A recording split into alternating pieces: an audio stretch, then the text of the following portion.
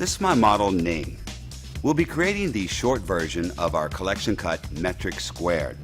As we mentioned earlier, the collection involves a geometric fringe moving into very soft torn texture through the perimeter, and it also involves a really nice smooth crown. She's the perfect candidate for this type of haircut because of her density and the shape of her face. I can't wait to see the finished results. I know I'm going to love it, and I'm sure she will too. Let's get started. Let's begin by pre-sectioning out the design. I separated front from back and got that hair out of my way. Twisted it to the front. As you can see, from the crown to the top of the ear, repeat the same movement on the other side. Again, getting that hair out of your way. We'll be cutting the back first. We're going to separate left from right, as well as the nape area. About halfway between the occipital bone and the hairline, we're taking a horizontal parting. It's always good to control that hair. You can see your workspace.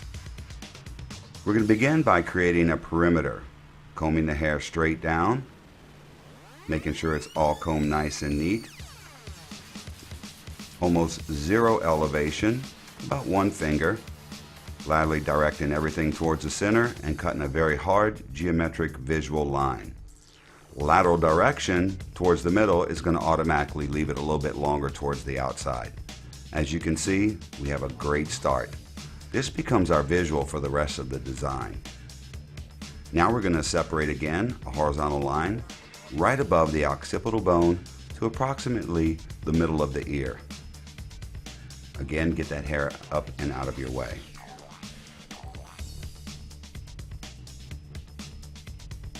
Now we're taking vertical subsections. 1 in the middle, 2 on each side. Twisting those, getting them out of the way. We want to cut each section separately because we're a little bit different each time we cut, therefore adding a lot more texture to this back profile. 1 in the center, 2 on each side. Taking that center section, we're going to elevate it straight out from the head shape at 90 degrees and use that underneath previously cut section as our guide to enter. Notice I'm lowering my elevation. You see how my shears are on my fingers? I'm opening and closing my shears, creating that texture. If you cut it a little bit longer, then you can always go back in and get a little bit more aggressive.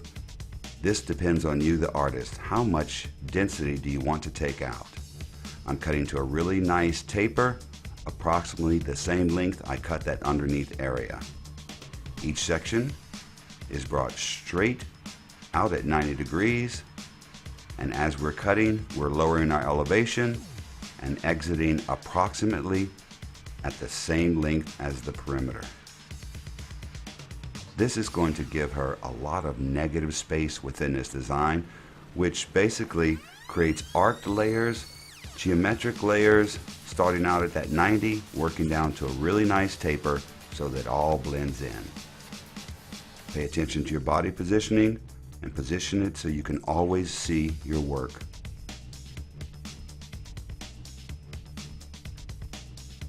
As we move up the head shape, we're going to separate another horizontal section halfway between our previous section and her crown area. And again, twist it nicely, get it out of the way. You can see exactly what you're doing at all times. This isn't free-form cutting. We call this discipline freedom. With an understanding of basic body positioning, making sure you're being accurate in your work, sectioning the hair out, there's the discipline.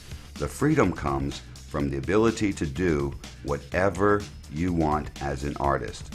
You can take out a lot of hair, you can just take out a little hair for a subtle movement. She's not looking for that much texture.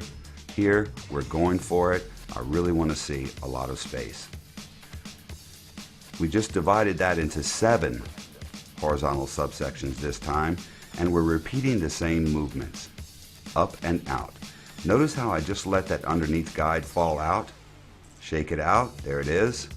Now I know I have that next section in my fingers and we're ready to cut up and out all the way to her existing length again, lowering your elevation so you know exactly where you're getting out of there.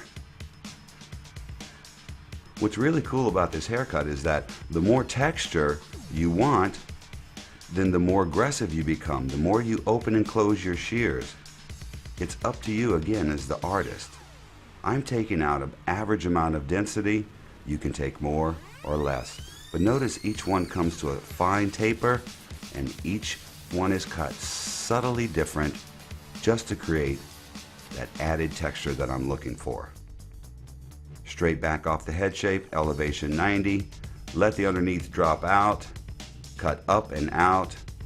This is such a simple haircut, giving you amazing results in a minimal amount of effort. Because I'm not doing a basic haircut on this particular design and then going in and texturizing. I'm creating texture, shape, and design all at the same time. How cool is that?